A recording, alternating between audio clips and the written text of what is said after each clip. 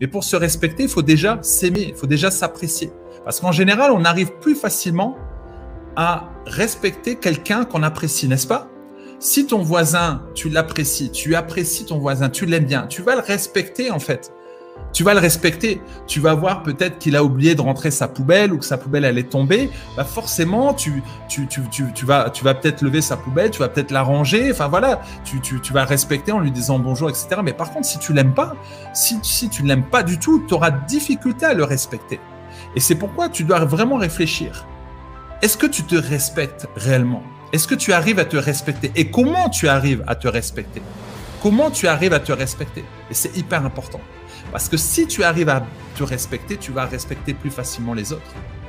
Parce qu'en fait, ce que tu apportes à l'autre, c'est ce que tu apportes à toi-même, forcément.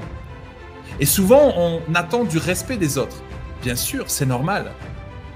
Mais est-ce qu'on apporte le respect? Est-ce qu'on impose le respect? On veut que les gens nous respectent, mais est-ce qu'on impose le respect? Est-ce qu'on amène le respect? Est-ce qu'on l'amène? Est-ce qu'on a cette valeur qui est en nous, cette valeur de respect? Et c'est hyper important. Parfois, on réfléchit, on se dit oui, mais moi, je pense que je me respecte assez. Je pense que je respecte assez les autres. Et en fait, en réfléchissant, je me suis dit, il y a beaucoup de choses qu'on doit respecter dans notre vie.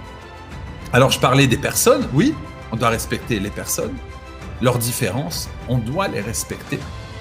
Peu importe leur religion, peu importe leurs valeurs, peu importe leur façon de parler, peu importe la façon de communiquer, etc.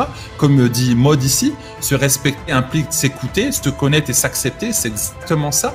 Et c'est respecter aussi ses choix, respecter ses émotions. Lorsqu'il y a une émotion qui vient, tu dois respecter tes émotions, tu dois respecter tes désirs, tu dois respecter tes limites. En fait, tu dois vraiment prendre au sérieux ce qu'il y a en toi. De respecter en fait ton corps, de respecter ton attitude, de respecter aussi le temps. Respecter le temps. On te donne 24 heures. Est-ce que tu respectes bien le temps qu'on te donne? On te donne 24 heures.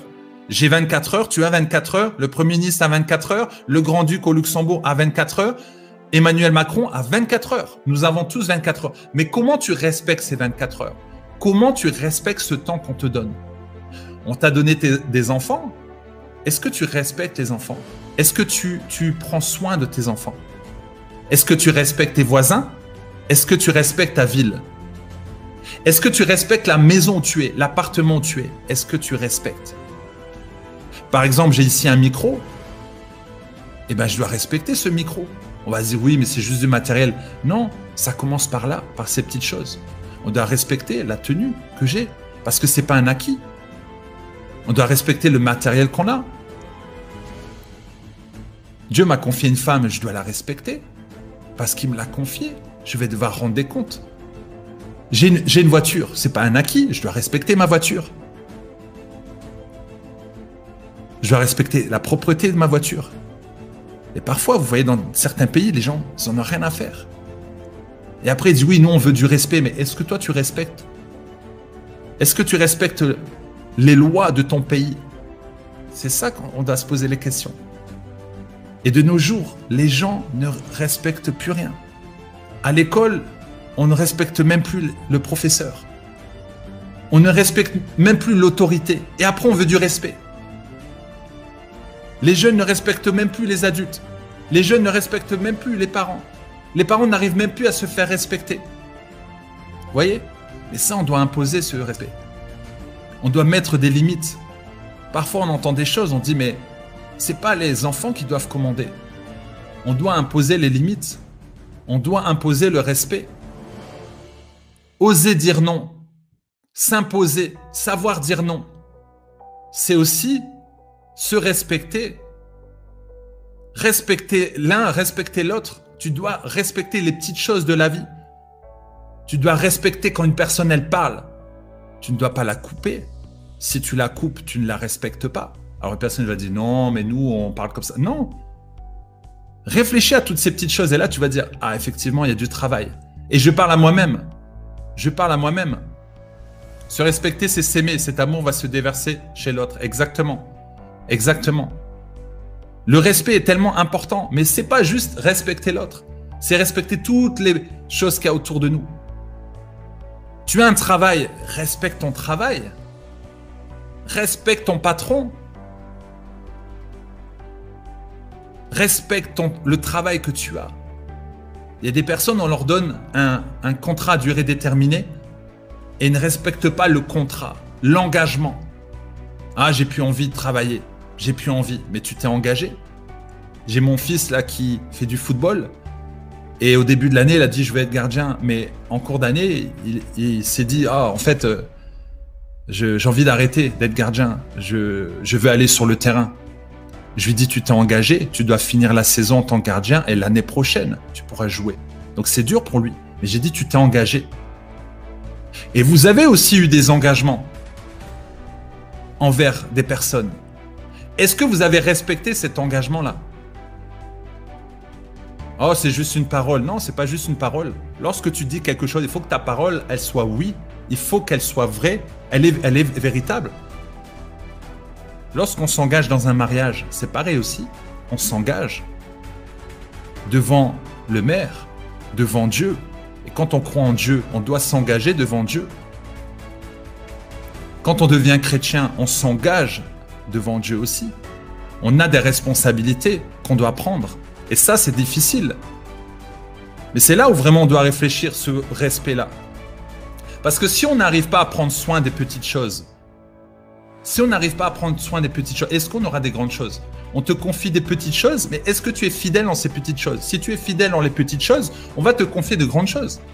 Toi, tu veux déjà gagner 10 000 euros, mais si on te donne 1 000 euros, est-ce que tu arrives à gérer 1 000 euros? Est-ce que tu arrives à respecter 1 000 euros? Est-ce que tu arrives à respecter l'argent? Ça aussi. On ne respecte pas l'argent, on ne respecte pas les finances, on ne respecte pas toutes les choses qu'on a autour de nous. Ah là, on peut faire une grande liste. On peut faire une grande liste. Respecter le pays où tu es, respecter le président, même si tu ne l'aimes pas. Peut-être que tu le maudis, peut-être que tu dis du mal. Est-ce que ça, c'est du respect? C'est ça aussi. Peut-être que ton voisin, tu le maudis. Peut-être que tu vois telle personne, tu dis « Ah, regarde celui-là ». Cette parole-là que tu envoies, elle va revenir vers toi. La vie va te donner ce que tu lui donnes. La vie va te donner ce que tu lui donnes. Et oui, tout ce que tu apportes au quotidien, tout ce que tu donnes, tu le reçois. Tu le reçois. Le plus important chez l'être humain, quand on parle du développement personnel, c'est pas l'aptitude. On pense que ah ça y est, parce que tu as des diplômes, tu es quelqu'un, tu es intelligent. Ah, j'ai des diplômes, je suis quelqu'un. Et on peut voir parfois sur les réseaux, les personnes ils mettent leur diplôme. Ouah, je suis diplômé, je suis certifié. Ah, moi aussi, je suis certifié. Je crois que mon diplôme, il doit être là, le bout de papier, là, Master Coach. Tu penses que parce que j'ai dit je suis Master Coach, ah ça y est, tu penses que je suis plus crédible à tes yeux? Pour moi, non. Ce sont les clients qui me certifient. Je suis allé à l'école parce que oui, effectivement, dans les entreprises, on me le demande. Et encore, je pense qu'on me l'a demandé 1 à 2 fois. C'est pas l'aptitude qui va te rendre intelligent, qui va te rendre plus fort. C'est l'attitude. L'attitude qui va faire la différence. Vrai ou pas? L'attitude qui va faire la différence. Je vais vous donner un exemple. Et c'est pas pour critiquer, mais c'est la réalité. Vous connaissez le joueur de foot Zinedine Zidane, un bon joueur, rempli d'humilité. Et j'aime beaucoup ce joueur. Alors, je ne connais pas trop le football, donc je ne peux pas vous parler du palmarès. Mais c'est un bon joueur, un très bon joueur. Il a toujours une attitude exemplaire. Mais un jour, il a donné un coup de boule, un coup de tête. Un jour, il a pété un plomb, il n'a pas su se maîtriser. Ça arrive. Mais ce jour-là, depuis là, quand on parle de Zinedine Zidane, on pense à ça. Les gens pensent à ça. Ils ne voient que ça, l'attitude, la mauvaise attitude qu'il y a eu ce jour-là. Quel dommage. Et je me souviens, à cette période-là, avec mon épouse, nous sommes allés à Paris. Georges Pompidou, la place Georges Pompidou. Je vois une grande statue de 3 mètres. C'était Zinedine Zidane en train de donner un coup de tête. Ils avaient fait la statue. Imaginez, on retient que ça, l'attitude. Les gens sont comme ça. On va retenir que l'attitude. Là, je peux vous motiver tous les jours. Vous me suivez et dites « Ouais, super les vidéos. Max nous encourage et tout. » Il suffit qu'une fois, je fais une erreur. Il suffit qu'une fois, je parle mal. Il suffit qu'une fois, j'ai pas su me maîtriser. Vous allez retenir que ça. Ton attitude détermine ton altitude. Et c'est pas l'aptitude. L'attitude que tu vas avoir. L'attitude que tu vas avoir. Celui qui a une bonne attitude, qui n'a pas de diplôme, mais il y a une conviction, il y a une bonne attitude. L'attitude, le comportement que tu vas amener, c'est ça qui va faire la différence. C'est ça qui va faire la différence. Tu peux être un bon président, super président numéro 1, on te voit partout. Mais lorsqu'on te donne le micro, l'attitude dans tes paroles, l'attitude dans tes faits et gestes, l'attitude, les gens t'observent, les gens te regardent. Vous savez, je fais très attention à mon attitude lorsque je vais à l'extérieur parce que les gens me connaissent. Les gens me connaissent.